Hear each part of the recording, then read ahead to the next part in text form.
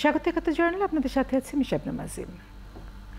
আপনারা জানেন ৭১ জার্নালে আমরা কথা বলি দেশ এবং দেশের বাইরে রাজনীতি, অর্থনীতি, বিনোদন, খেলা সহ ঘটে যাওয়া সব গুরুত্বপূর্ণ সংবাদ নিয়ে সংবাদের মানুষের সাথে থাকে আগামীকাল সকালে যে পত্রিকাগুলো আপনাদের হাতে পৌঁছবে তার শিরোনাম দেখে নেওয়ার চেষ্টা থেকে নিউজ পোর্টাল সর্বশেষ কি সংবাদ দিচ্ছে তা দেখে নেওয়া।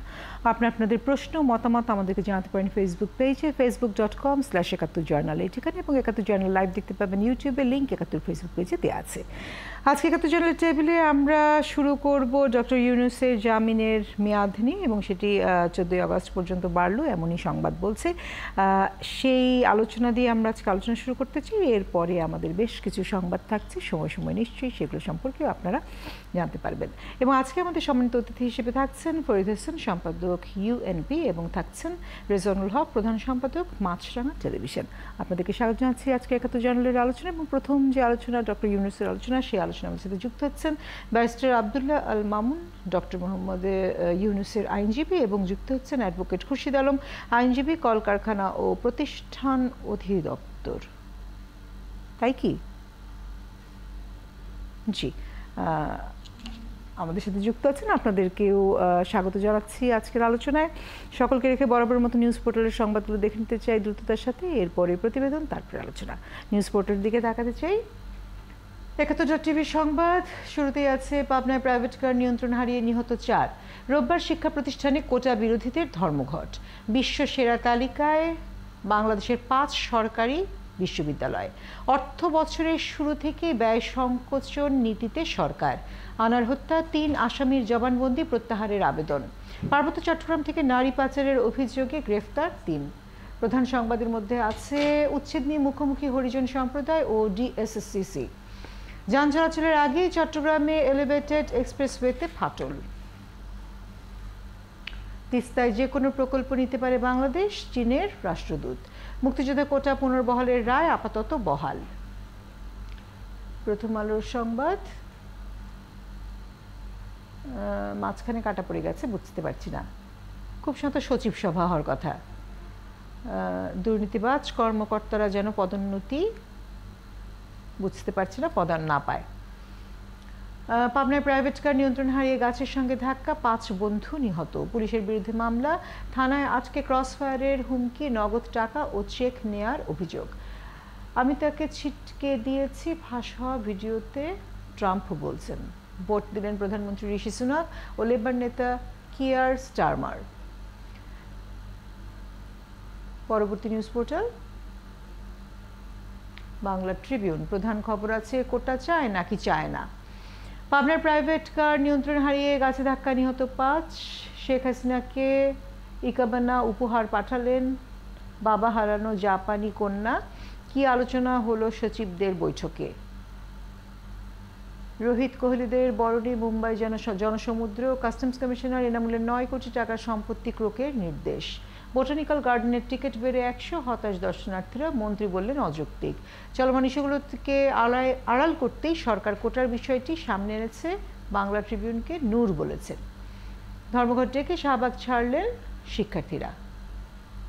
বিডি নিউজ 24.com-এর সংবাদ, পাবনায় প্রাইভেট কার নিয়ন্ত্রণ হারিয়ে ৫ জনের মৃত্যুর সংবাদটি এখানেও আছে। ঠিকাদারদের অনুরোধে পিছিয়ে যাচ্ছে অফশোর বিল্ডিং। বিমানের আন্তর্জাতিক রুটের ১১টি লাভে, লোকসানে ৬টি। মেট্রো ভাড়ায় ভ্যাট আদায় কিভাবে জানে না ২ মন্ত্রণালয়। ইসরায়েলের বড় ধরনের হামলা শুরু করেছে হিজবুল্লাহ। এডিসেল লার্ভা, ৯ বাড়ি ও স্থাপনা মালিককে জরিমানা। মূল্যায়নের প্রশ্ন আগের রাতে ফেসবুকে। এনসিটিবির হুঁশিয়ারি। এই ছিল আমাদের হাতে নিউজ পোর্টালের সংবাদগুলো। আমরা প্রতিবেদনটি দেখে নেব, তারপর আলোচনা।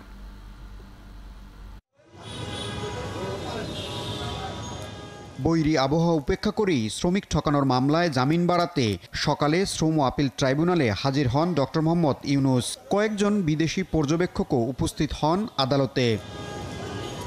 এদিন ডক্টর ইউনূস পঞ্চমবারের মতো স্থায়ী জামিনের আবেদন করলে আপত্তি জানায় কলকারখানা ও প্রতিষ্ঠান অধিদপ্তর। ৪৫ মিনিটের শুনানি শেষে ১৪ আগস্ট পর্যন্ত জামিন মঞ্জুর করেন আদালত। এজলাস থেকে বেরিয়ে উচ্ছ্বাস প্রকাশ করেন ডক্টর ইউনূস। জানান এজলাসে খাঁচায় বন্দী হতে হয়নি বলেই তার এই উচ্ছ্বাস। আজকে ভালো লাগলো যে খাঁচার ভেতরে ছিলাম না, এখানে খাঁচার ব্যবস্থা নাই। এই খাঁচার ব্যাপারে আপনাদের দৃষ্টি আকর্ষণ করছি বারে বারে, আপনারা একটু লিখুন, এটা যেন বাংলাদেশের আদালত থেকে একেবারে চিরস্থায়ীভাবে উচ্ছেদ হয়ে যায়। তিনি বলেন, প্রধানমন্ত্রীর অভিযোগ ব্যক্তি ইউনূস নয়, বরং গ্রামীণ ব্যাংকের বিরুদ্ধে। আমার একটা জিনিস ভালো লেগেছে ওনার কথায়, সেটা বলি। উনি গ্রামীণ ব্যাংকের বিরুদ্ধে অনেক অভিযোগ এনেছেন, যে সমস্ত অভিযোগ এনেছেন এগুলো গ্রামীণ ব্যাংকের বিরুদ্ধে। ইতিমধ্যে আইন আদালতে ঘোরাঘুরি করে একটা জিনিস শিখেছি, যে প্রতিষ্ঠানের বিরুদ্ধে যখন অভিযোগ করা হয় তখন চেয়ারম্যান এবং বোর্ড সদস্য সবাইকে অভিযোগ। তবে স্থায়ী জামিন না পাওয়া নিয়ে বরাবরের মতো পাল্টাপাল্টি বক্তব্য রাখেন দুই পক্ষের আইনজীবীরা। এই যে বারবার খণ্ডকালীন করে তাদের ডেকে আনা হচ্ছে, এটা ন্যায়বিচারের প্রতি অবমাননা করা হচ্ছে, আমাদেরকে হয়রানি করা হচ্ছে। উনি যদি মনে করে ধার্য তারিখ পর্যন্ত ওনার জামিন দেওয়া ঠিক না, অ্যাপিলেট কোর্ট ইলিগেলি করছে, খোরশেদ সাহেব প্রেসার দিচ্ছে, এই কথাগুলি গিয়ে হাইকোর্টে বলুক। হাইকোর্টে যদি উনি আদেশ পায় আমরা খুশি। শ্রম আইন লঙ্ঘনের মামলায় 6 মাসের সাজা স্থগিতের বিরুদ্ধে হাইকোর্টে আবেদন করে কলকারখানা অধিদপ্তর, যার পূর্ণাঙ্গ রায় প্রকাশ হয় বুধবার।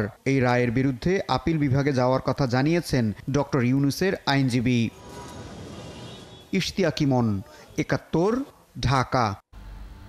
প্রতিবেদনটি দেখে নিচ্ছিলাম এবং আমরা দেখলাম যে প্রতিবেদনের মধ্যেই যেটি ছিল, ডক্টর ইউনূস বলেছেন যে এজলাসের খাঁচায় বন্দী হতে হয়নি এবার তাকে, এবং তা নিয়ে সে উচ্ছ্বাস প্রকাশ করেছেন। অন্যদিকে তিনিও বলেছেন যে প্রধানমন্ত্রীর অভিযোগ ব্যক্তি ইউনূসের নয়, বরং গ্রামীণ ব্যাংকের বিরুদ্ধে। সেখান থেকে আলোচনাটা শুরু করতে চাই। আবারও পঞ্চমবারের মতো তার জামিনের মেয়াদ পঞ্চমবারের মতো বাড়ল শ্রম আপিল ট্রাইব্যুনালে। আসলে বিষয়গুলো কিভাবে জনসাধারণ বুঝবো, আমরা ব্যাখ্যাটি কিভাবে করব? বারবার একই রকম বিষয়গুলো দেখছি এবং আমরা দেখছি যে সেটির সুরাহা বা সম্পূর্ণরূপে সমাধানের পথে যেন আমরা যেতেই পারছি না। যদিও আইনি মারপ্যাচ অনেক বেশি এবং আইনি বক্তব্য আমাদের সাধারণ মানুষের জন্য কিছুটা বোধগম্য হয় না, তারপরেও বিষয়গুলো একটু বুঝতেই চাই। ব্যারিস্টার আব্দুল আল মামুন, আপনার কাছ থেকে আগে একটু শুনে নিতে চাই যে কি পর্যায়ে আছে, কি হলো পঞ্চমবারের মতো যে মেয়াদটি বাড়লো, কি হতে যাচ্ছে? জি, ধন্যবাদ আপনাকে। আসলে আপনি জানেন যে লেবার কোর্টের তৃতীয় শ্রম আদালত 4, 7 এবং 8 শ্রমিকদের চাকরি স্থায়ী নাকরণ এবং 117 তাদের যে আর্ন লিভ না দেওয়া এবং 234 ধারা অর্থাৎ 5% অফ দি নেট প্রফিট শ্রমিকদের না যাওয়ার অভিযোগে ডক্টর ইউনূসের বিরুদ্ধে মামলা করা হয়। মানে গ্রামীণ টেলিকমের বিরুদ্ধে মামলা করা হয়, সেখানে 14 জন ডাইরেক্টর, কিন্তু মামলা করেছে 4 জনের বিরুদ্ধে। বলছে যে আমরা তাদেরকে চুজ করেছি, হোয়াট এভার দিস। এখন এই যে 3টা ধারা, এই 3টা ধারায় মামলা করা হয়েছে। 4-এর 8-এ বলা হয়েছে যদি 3 মাসের 6 মাস পার হয়ে যায়, he will be deemed to be permanent, তাকে আর পার্মানেন্ট করার প্রয়োজন হবে না। তাহলে এখানে তো কোনো অপরাধ নাই। 117-তে বলা আছে, 17-7-এ বলা আছে অর্জিত ছুটির জন্য তাকে আবেদন করতে হবে। যদি কোনো কারণে মালিক আবেদন না মঞ্জুর করে, এটা তার আবেদনে অর্জিত ছুটির সাথে যুক্ত হবে, রিমেডি দেওয়া আছে। 234-এ বলা আছে 5% দিতে হবে, তার রিমেডি আবার 236-এ বলা আছে যদি রিমেডি এই অর্জিত ছুটির আপনার 5% দেওয়া না হয়, তাহলে গভর্নমেন্ট তাকে একটা নির্দিষ্ট টাইম নির্ধারণ করে দিবে, এর মধ্যে দিতে হবে। সেকেন্ডলি, যদি এর মধ্যে দেওয়া না হয়, তাহলে কোম্পানিকে 1 লক্ষ টাকা জরিমানা, আর প্রতিদিনের জন্য 5,000 টাকা করে 30 দিন জরিমানা। 4-এ বলা আছে, 36-এর 4-এ বলা আছে এই টোটাল টাকাটা পাবলিক ডিমান্ড রিকভারি অ্যাক্ট অনুযায়ী আদায় করা হবে। তারপরে বলা হচ্ছে গভর্নমেন্টের এই সিদ্ধান্তের বিরুদ্ধে তাকে আপিল করা হবে। তাহলে এগুলিতে সব রিমেডি দেওয়া আছে, এগুলি ক্রিমিনাল অপরাধ না। ক্রিমিনাল অপরাধটা হচ্ছে 19তম অধ্যায়, সেইখানে ক্রিমিনাল অপরাধগুলি দেওয়া আছে, যেই অপরাধগুলি এইখানে নাই সেই অপরাধগুলি। আর 303-এর বলা হচ্ছে বিচার চাই। 303-এর বলা হচ্ছে যে যদি আপনি দলিলপত্র রক্ষা না করেন, হাজিরা খাতা রক্ষা না করেন এবং নোটিশ দিলে যদি এগুলি না নেন বা এগুলি না যদি করেন, তাহলে এটার অপরাধ হবে। 303-এর কোনো অভিযোগ নাই, কিন্তু সাজা দেওয়া হয়েছে 303-এর। এই জন্য জাতিসংঘ বলেছে ন্যায়বিচারের সাথে প্রতারণা। কারণ ওগুলি তো সিভিল, ওগুলি কোনো অপরাধ না। 307-এ বলেছে যদি এই আইনের বিধানে কোনো সেকশনে যদি দ্বন্দ্বের বিধান না থাকে তাহলে 307-এ বলছে 25,000 টাকা জরিমানা দিবে। কিন্তু এই 3টার ভিতরে তো রিমেডি দেওয়া আছে, সেখানে তো কোনো অপরাধ নাই। সেইখানে এটাতে জগা হওয়ার পরে এইখানে ডক্টর ইউনূস এবং বাকি 3 জনে আপিল করে। আপিল আদালতে কখনো আসামিকে উপস্থিত হতে হয় না। বেল নেওয়ার পর হয় উনি বেল দিবে, নাহলে সে কাস্টডিতে থাকবে। কারণ তার তো এখানে সাক্ষী সাবুত হবে না, শুধু নথিপত্রের উপরে আলোচনা হবে জজ এবং লয়ারের মধ্যে। কখনো আসামিকে উপস্থিত হতে হয় না। কিন্তু তাকে প্রতি ডেটে এই পর্যন্ত 5 বার তাকে করা হতো। যদি এটা চলমান থাকতো তাহলে তো সুপ্রিম কোর্টে হাজিরা দিতে দিতে এই মামলা শেষ হয়ে যেত। এত পর্যন্ত থামি মোটামুটি এই জায়গাটা একটু বুঝলাম। অ্যাডভোকেট খুরশিদ আলম, আপনার কাছে এবার একটু আসি।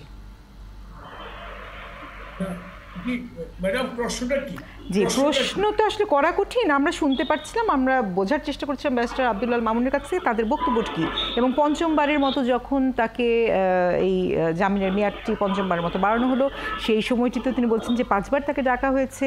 আমরা ডক্টর ইউনূসের বক্তব্যও দেখলাম যে এবার তিনি উচ্ছ্বাস প্রকাশ করেছেন যে এজলাসে খাঁচায় তাকে থাকতে হয়নি, কারণ এবার এখানে খাঁচার কোনো ব্যবস্থাই ছিল না। কাজে এই বিষয়গুলো তো আসলে কৌতূহল তৈরি করে। আচ্ছা, প্রথমেই আমি ডক্টর ইউনূসের উচ্ছ্বাসটা একটু ব্যাখ্যা দিই। এটা উচ্ছ্বাস না, এটা উপহাস আদালতের প্রতি একটা ঘৃণা, উপহাস। উনি 5 বার আসছেন অ্যাপেলেট কোর্টে, মানে শ্রম অ্যাপেলেট ট্রাইব্যুনালে। এখানে কখনো খাঁচায় ঢুকতে হয়েছে? উনি এমনভাবে কথাটা বললেন, গত ডেটে মনে হয় উনি লেবার অ্যাপেলেট ট্রাইব্যুনালের খাঁচায় ছিলেন, এই ডেটে খাঁচায় নাই। এটাকে উনি উচ্ছ্বাস দেখিয়েছে। আসলে উনি এটা উপহাস করেছেন আমাদের বিচার ব্যবস্থাকে, আমাদের আদালতের প্রতি। It's an Audacity on the part of the convicted person. একজন সাজাপ্রাপ্ত আসামি এই ধরনের অডাসিটি খুবই নজিরবিহীন। তারপরে দেখুন খাঁচার কথাটা আসলো কোত্থেকে। এই ডক্টর ইউনূস অ্যান্ড গং, তারা মানি লন্ডারিং এর অপরাধে বিচারাধীন মামলায় তাদের বিরুদ্ধে সাক্ষীর জন্য দিন ধার্য আছে। সেখানে অভিযোগ গঠন হয়েছে এবং সেখানে আদালত মামলা আমলে নিয়েছে। সেখানে উনি জামিন চেয়েছেন। সেই আদালতগুলোতে খাঁচা থাকে, বিকজ সেখানে খাঁচা না, লোহার একটা শেকল দিয়ে একটা ঘরের মতো। সেখানে অনেক সময় জঙ্গি অপরাধীরা পালিয়ে যায়। এই ধরনের অনেক ঘটনা ঘটেছে বাংলাদেশে। ঢাকার স্পেশাল ট্রাইব্যুনাল আদালতে, দ্রুত বিচার ট্রাইব্যুনালে, সেখানে সব আসামিদের সিকিউরিটির নিরাপত্তার জন্য, আদালতের নিরাপত্তার জন্য এই লোহার ঘরটা করা হয়, সেটা আদালতের সামনেই। এবং যদি কোনো আসামি যদি আনইজি ফিল করে তাহলে তাকে আদালতের অনুমতি নিয়ে খাঁচার বাইরে, অ্যাকর্ডিং টু ডক্টর ইউনূস, ওনার ভাষায় এটা খাঁচা, হ্যাঁ, তাহলে সে আদালতের সামনে অন্য কোনো একটা চেয়ারে বা ডকে থাকতে পারে, কোনো বাধা নাই। ডক্টর ইউনূসকে যেদিন আপনার বিশেষ আদালত 4-এ যখন ওনার অভিযোগ গঠন হয়, ওনাকে আদালত বলেছিল, আমি আমাদের পাবলিক প্রসিকিউটরের রেফারেন্স দিয়ে বলছি যে প্রফেসর সাহেব আপনি বাইরে থাকেন, অন্যরা যাক। তখন প্রফেসর সাহেব বললেন না, কেন, আমার যারা সহযোগী তারাও যাচ্ছে, আমিও যাব। দ্যাট মিনস উনি ওখানে একটা সিন ক্রিয়েট করছেন। জাজ সাহেবটা ওনাকে বলেছেন আপনি বসুন, অসুবিধা নাই, আপনি বাইরে থাকুন, অন্যরা ভিতরে যান, কিন্তু উনি যাবেন না। এই যে একটা উপহার, এই যে আজকের কথাটা উনি ওটার সঙ্গে কম্পেয়ার করে নিয়ে আসলেন। কারণ শ্রম আদালত, শ্রম আপিল ট্রাইব্যুনাল, এখানে কোথাও খাঁচা নেই, নেভার। এটা ক্রিমিনাল এবং হলো সিভিল অফেন্স। এই অফেন্সগুলোর সবচেয়ে হায়েস্ট দণ্ড হলো 6 মাস। এখানে খাঁচা রাখার কোনো প্রশ্নই আসে না। আর যেসব জায়গায় খাঁচা রাখে সেখানে আপনার মৃত্যুদণ্ড হয় অনেক আসামি, যেমন 302, হ্যাঁ, তারপরে জঙ্গিদের ওখানে মামলা হয়, সিকিউরিটি পারপাসে রাখতে হয়। হ্যাঁ, সেখানে আদালত তার সিকিউরিটির জন্য, কোঅ্যাকিউজড যারা থাকেন তাদের সিকিউরিটির জন্য এটা করা হয়। আপনি জানেন মুকিম গাজী নামে একজন আসামি ছিল, তার 120 বছরের জেল হয়েছিল।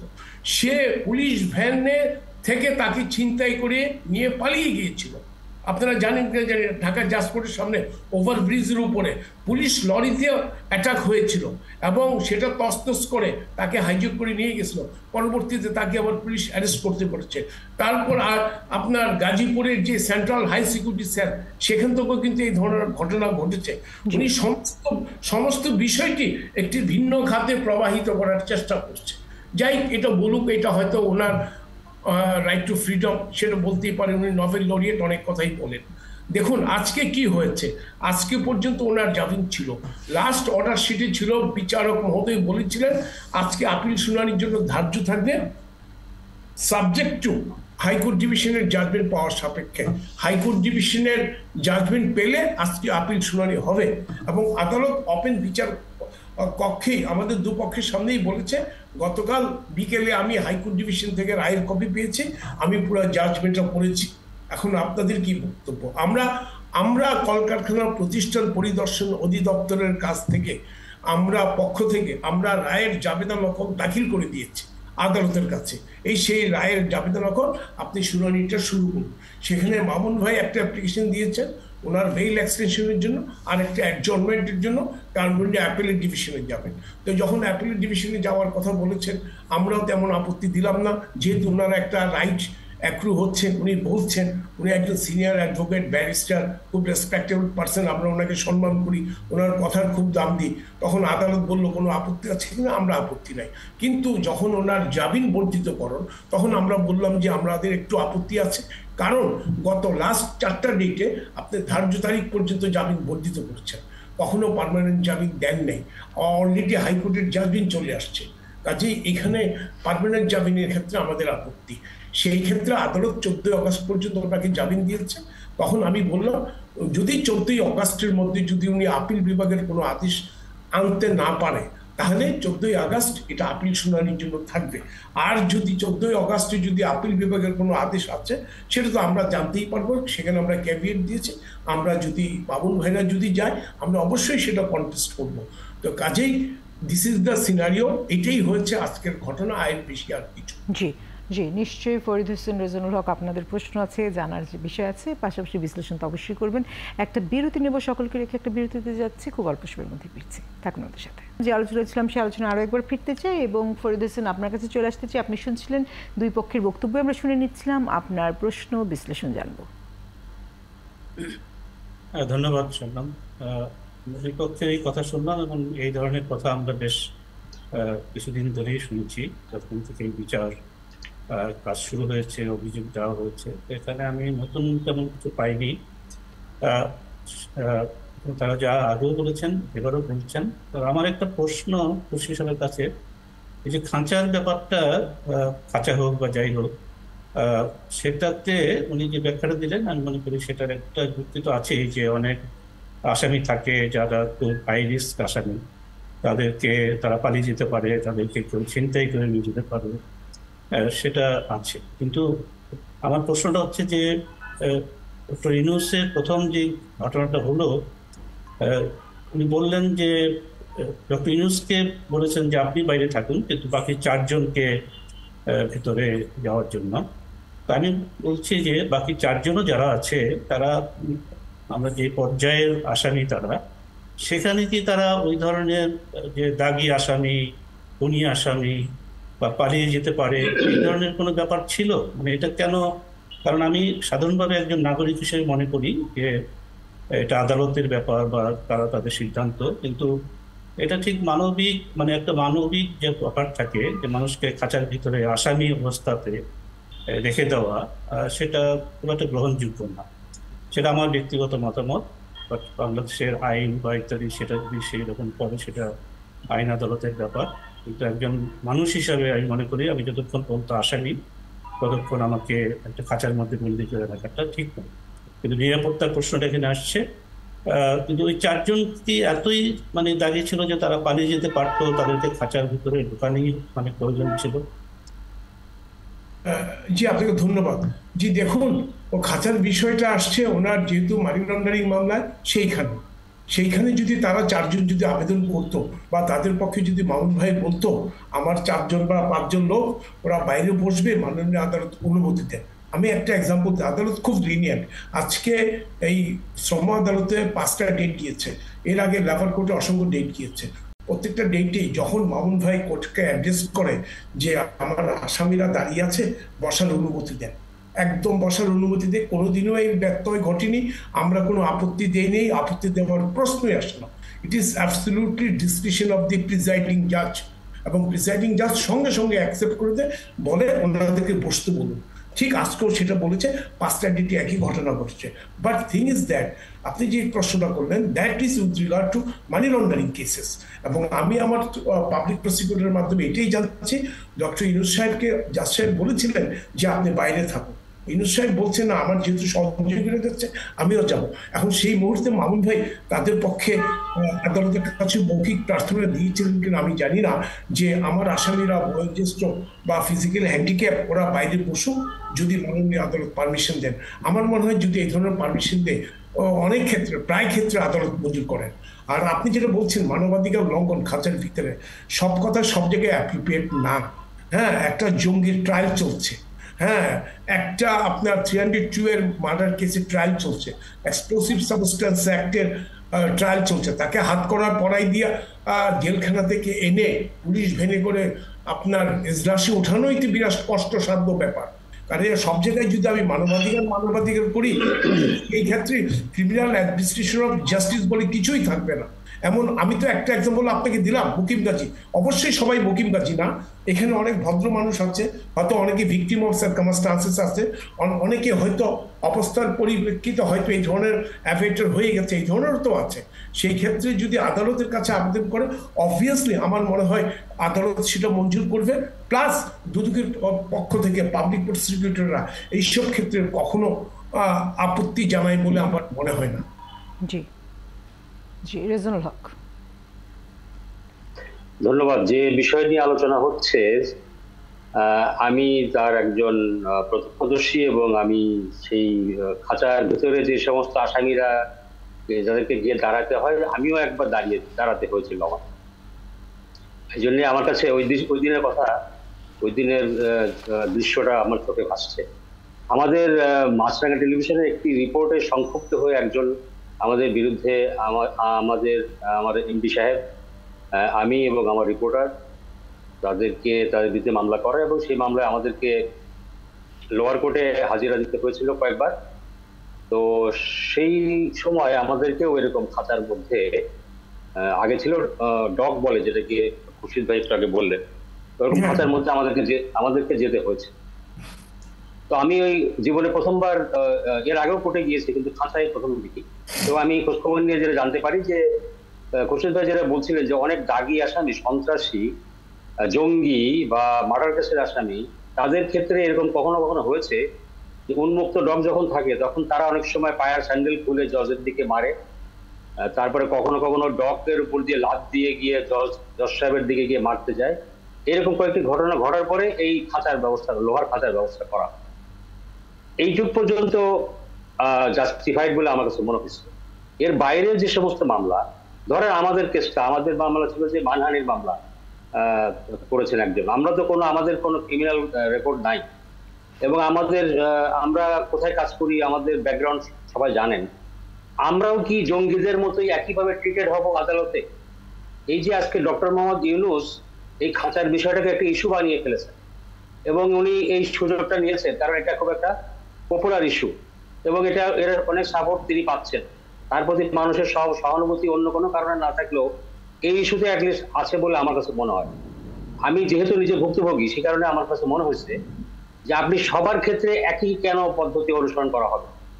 ইভেন ওই দিনও, যেদিন খুরশিদ ভাই বললেন যে আদালত ডক্টর ইউনূসকে বলেছেন আপনার যাওয়ার দরকার নেই, আপনি এখানে বসেন, বাকিরা যাক। তা কেন হবে? যদি যায় সবাই যাবে, যদি না যায় তাহলে সবাই বাইরে থাকে। সব মামলার সব আসামির ক্ষেত্রে সবাইকে লোহার খাঁচার মধ্যে দাঁড়াতে হবে, এই প্র্যাকটিসটা আমি মনে করি যে অবশ্যই অবমাননাকর। সবাই জঙ্গি না, জঙ্গিদের ক্ষেত্রে একরকম হবে, আমার ক্ষেত্রে এরকম হওয়ার উচিত না, কারণ আমি অন্য পেশায় আছি, এবং এই পেশায় যারা থাকেন তাদের বিরুদ্ধে এরকম কোনো ক্রিমিনাল অফিসার নাই। তো ডক্টর মোহাম্মদ ইউনূসের যে মামলাটা, আমি মনে করি যে এই মামলার যারা আসামি, তাদেরকেও এই লোহার খাঁচায় জঙ্গিদের মতো তাদেরকেও নেওয়াটা ঠিক নয়। সেই বিবেচনায় তিনি যে কথাগুলি এখন বলছেন, এই যে এখন তো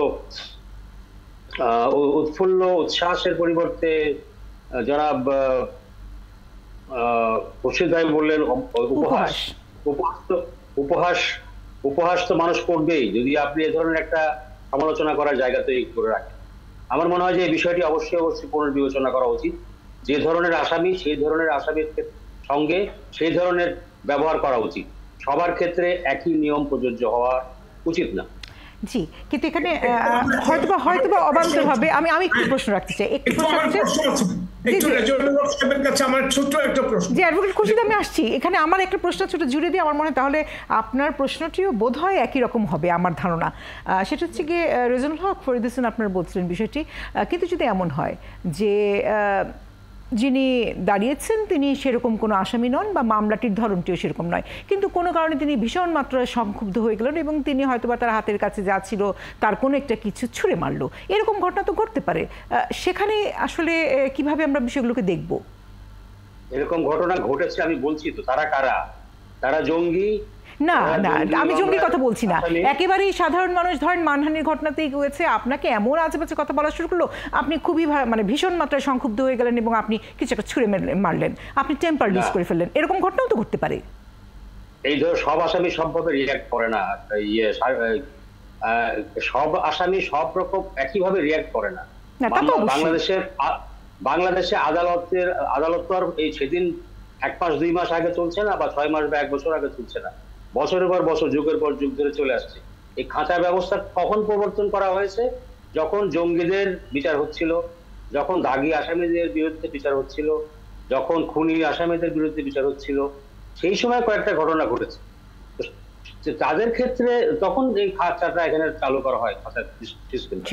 কিন্তু সেই ধরনের আসামিদের ক্ষেত্রে ঠিক আছে, বাকিদের ক্ষেত্রে এই খাঁচার মধ্যে এই ব্যবস্থাটা রাখা উচিত না, আমি সেটাই বলতে চাইছি। জি, তারপরেও এটি বোধহয় একটু বলতেই হয় যে আমরা বিভিন্ন দেশের পার্লামেন্ট মেম্বারদেরকে জিনিসপত্র ছুঁড়ে মারতে, চেয়ার তুলে ছুঁড়ে মারতেও দেখেছি। কাজে কে যে কখন খেপে যাবে সেটাও তো একটা বিষয়। অ্যাডভোকেট খুরশিদ আলম। জি, আমার একটা রেজানুল হক সাহেবের কাছে একটু প্রশ্ন আছে। রেজানুল হক সাহেব, আপনি যখন খাঁচার ভিত্তি ঢুকেছিলেন বা তখন কি আপনার আইনজীবী আদালতের কাছে প্রেয়ার করেছিল যে আমার ক্লায়েন্ট একজন রেপুটেড জার্নালিস্ট, অত্যন্ত উচ্চশিক্ষিত লোক, ওনাকে খাঁচার ভিতরে না রেখে একটু বাইরে থাকার আদেশ দেন? এই ধরনের কোনো প্রেয়ার করেছিল? জনাব খুরশিদ, এই প্রথম যেদিন আপনি বললেন যে ডক্টর ইউনূস সাহেবকে আদালত নিজেই বলেছেন আপনি যাওয়ার দরকার নেই, বাকিরা যাক, তাই তো? তখন কি না, একটু আমার জাস্ট মিনিট, রেজানুল হক সাহেব, ওটা এই শ্রম আপিলে না, ওটা মানি লন্ডারিং মামলা। ওটা শ্রম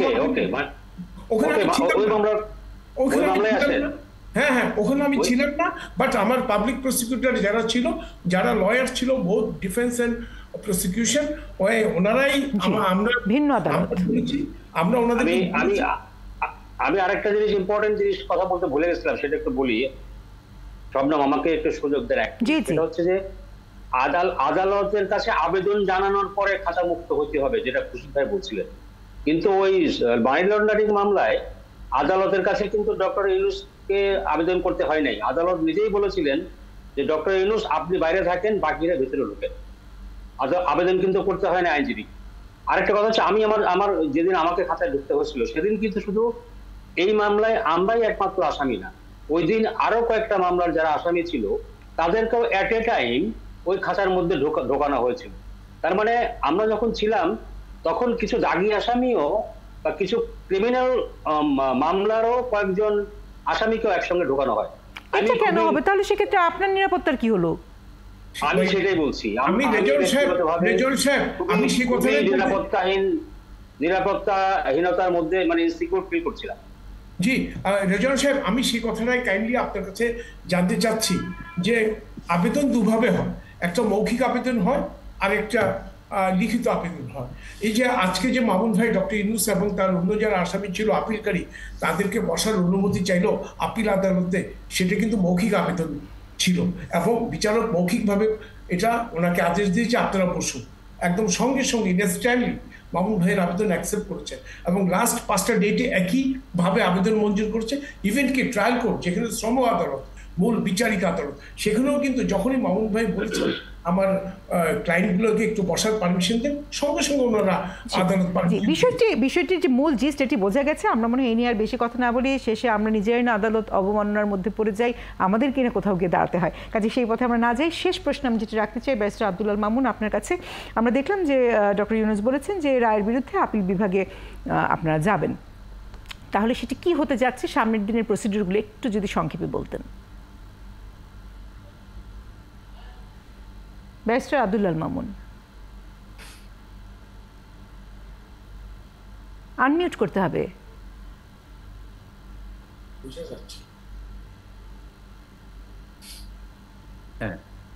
এইখানে শোনা যাচ্ছে? জি, এখন শুনতে পাচ্ছি।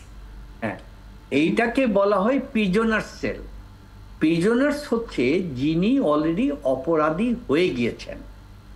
আরেকটা ক্ষেত্রে আছে যে যাদের নামে পূর্বে অনেক দাগি মামলা আছে, তারা পূর্বের কনভিক্টেড এবং বিভিন্ন ধরনের অপরাধে তাদের জন্য সেইভাবে করা। কিন্তু এই যে রেজানুল হক সাহেব যেটা বললেন, এটাই কিন্তু মূল পাতিপদ্য বিষয়। ডক্টর ইউনূসকে এককভাবে, এইখানে ডক্টর ইউনূসের মহত্ব, এইখানে ডক্টর ইউনূসের বিশালত্ব।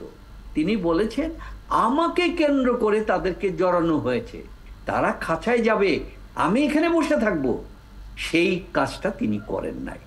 এটাই তার সবচেয়ে আমরা যদি এখন আমি আপনার ওইটার উত্তরটা দিচ্ছি। আপিল নিয়মটা হচ্ছে আমার বিরুদ্ধে যে ইয়েটা, এই যে ইয়েতে হাইকোর্টে আমরা আসি নাই, এসেছেন সরকার এসেছেন, কোনো অর্ডারও কিন্তু নিম্ন আদালত পাস করেন নাই, তারা কোনো অ্যাপ্লিকেশনও দেন নাই, না দিয়ে এখানে এসে উচ্চ আদালত থেকে বলা হচ্ছে আপনাকে কোর্টে বিদেশে যেতে হলে আপনাকে অ্যাপ্রাইজ করতে হবে, তারপরে লিমিটেড বেইলের কথার কতগুলি, এগুলি সমস্ত জিনিসগুলি এখানে এনে নিম্ন আদালতকে হাতবন্দি করা হয়েছে। যাই হোক, এইখানে যখন তিনি এইখানে জাজমেন্টটা দিলেন, তখন আমরা কোর্টকেও বলেছি, আমি পার্সোনালি গিয়েও বলেছি যে দেখেন তারা ব্যাকডোরে জাজমেন্টটা নিতে চায় ঠিক ওই ট্রায়াল কোর্টের যেদিন ডেট সেদিনের। তো সুতরাং এটা হলে তো একজন নেবিচার পাবে না, আমরা চাই যেন আমরা উচ্চ আদালতে যেতে পারি। গতকালকে সাংবাদিকদের মাধ্যমে আমরা জানতে পারলাম যে জাজমেন্ট বের হয়ে গেছে। তখন আমরা একটা আপিল করার জন্য, চেম্বার জজ ছিল, আপিল করার জন্য আমরা আমাদের সার্টিফাইড কপি নেওয়ার জন্য আমার ক্লার্ক গেল, সার্টিফিকেট কপির কপিটা দিলেন, বললেন আমাদের কপি তো নাই, সুতরাং আপনারা সার্টিফিকেট কপি পাবেন না। তাহলে পেল না, 1টা পর্যন্ত দিল না, চেম্বার জজ চলে গেল। পরে 4টার দিকে টেলিফোন করে বলে আপনারা আসেন, আপনাদের সার্টিফাইড কপি পাওয়া গেছে, ওইটা পাওয়া গেছে, সার্টিফাইড কপি নিয়ে যান। অর্থাৎ আমার যে fundamental right to go to the appeal, সেটা দেওয়া হলো না। আর এই কোর্ট একদিন আগে সে জাজমেন্টটা দিল, সেই জিনিসটাকে আজকে নিম্ন আদালত, হাইকোর্টের নিম্ন আদালতে গিয়ে প্রার্থনা করা হচ্ছে যে আমি এখনো কিন্তু জাজমেন্ট পাই নাই, অথচ কালকে বিকাল বেলায় হাইকোর্ট এটা ট্রান্সফার করে আপনার ট্রান্সমিট করে দিয়েছে নিম্ন আদালতকে। তাহলে এখানে কি জিনিসটা দেখা যাচ্ছে, নেবিচারের ক্ষেত্রে যে একটা বিভিন্ন ধরনের সংখ্যা এবং বিভিন্ন ধরনের যে জিনিসটা প্রমাণিত হচ্ছে, তাই আমরা বলেছি আমরা উচ্চ আদালতে যাব। অবশ্যই আমি রিপ্লাই নেব, তার কারণ আমরা বলেছি উচ্চ আদালতে যাব, এই কোর্ট বলেছে yes it is the right. সুতরাং আমি একেবারে আগামীর প্রসিডিউরটা আসলে জানতে চাচ্ছিলাম, কারণ এটি তো আর কোনো হাইকোর্ট না, এটি কোনো কোর্টও না, কোর্টরুমও না, যে এখানে বসে যদি আমরা সব বলে ফেলি তাহলে কিভাবে হবে। অ্যাডভোকেট খুরশিদ আলম। জি, আমি একটু মামুন ভাইয়ের কথা বললো ব্যাকডোরের জাজমেন্ট, এটা একটু ব্যাখ্যা দিলেও ভালো হতো। দেখুন, যে রায়টা গতকাল প্রকাশিত হয়েছে, সেই রায়টা কিন্তু ওপেন কোর্টের ডিকটেশন দিয়েছে 18ই মার্চ 2024। রায়ের লিখিত 18 না 14ই মার্চ, 18ই মার্চ আমি দেখেছি মানে রায়টা দিয়েছে, আর আপনার আর্গুমেন্ট কনক্লুড হয়েছে 14ই মার্চ। 18ই মার্চ প্রকাশ্য আদালতে দুপক্ষের উপস্থিতিতে রাষ্ট্র কলকাতার পজিশন এবং ডক্টর ইউনূস সাহেবের আইনজীবীদের উপস্থিতি রায় দিয়েছেন। প্রায় ঘোষণা করেছেন 2 ঘন্টা 2.5 ঘন্টার ডিকটেশন দিয়ে সব জায়গায় টুইস্ট করলে তো হবে না মামুন ভাই। না এটা উনি ঘোষণা করেছেন কালকে আমরা ব্যাক জুড়ে পেয়ে আমরা সার্টিফাইড কপি নিয়েছি, আমরা একটা জমা দিয়েছি। যে আমরা অ্যাডভোকেট খুরশিদ আলমের কথাটা শুনি। জি, আমার কথাটা তো উনি বলতে দিচ্ছেন। হ্যাঁ, আমরা সার্টিফাইড কপি নিয়েছি যেদিন, মানে গতকালকে আমরা কোর্ট ফি দিয়ে আদালতের যা প্রসিডিউর সব মেনটেন করে আমরা সার্টিফাইড কপি নিয়েছি। যেহেতু আজকে ধার্য তারিখ এবং আজকে যেহেতু আপিল হিয়ারিং এর জন্য আছে, আমরা আর্জেন্ট কোর্ট ফি নিয়ে সার্টিফাইড কপিটা নিয়ে আদালতে আজকে জমা দিয়েছি। এখন মামুন সাহেব নেননি সেটা তো আমি জানি না। আমার মনে হয় মামুন সাহেবের ক্লার্ক বা জুনিয়র ওনারা ঘুমিয়েছিলেন হয়তোবা, নাইলে তো এটা জানার কথা না। দুনিয়া জানলো, ওয়েবসাইটে দিল, মামুন সাহেব এটা জানে না। এটা কি বিশ্বাসযোগ্য ব্যাপার? কি বললো জানে না, আমরা জানার পরে তো সার্টিফাইড কপি আনার জন্য গেলাম। আমি বলি মামলার রায় ওয়েবসাইটে দেওয়া হয়েছে, এখানে ব্যাকডোরে কিছু হয় নাই। ওয়েবসাইট দিয়ে আপিল করা যায় না, আপিল করতে সার্টিফাইড হয়ে থাকে, তাইলে আপনি আমাকে সার্টিফাইড দাও হবে। এই আলোচনা তো শেষ হবে না, এই আলোচনা কোনোভাবেই শেষ হবে না। এই তর্ক চলবেই, তার কারণ হচ্ছে কোর্টরুমে যেমন তর্কটি চলে, কোর্টরুমের বাইরে দুজনকে একসাথে রাখলে তারাও তর্ক করতেই থাকবেন। আমরা মোটামুটি বুঝতে পেরেছি কোন দিকে যাচ্ছে বিষয়টি এবং সামনের দিনে কি হতে যাচ্ছে। কাজে এখানে আমরা আপাতত আজকের জন্য আলোচনাটি শেষ করি। ব্যারিস্টার আব্দুল আল মামুন এবং অ্যাডভোকেট খুরশিদ আলমের কাছে কৃতজ্ঞতা এবং ধন্যবাদ প্রকাশ করছি।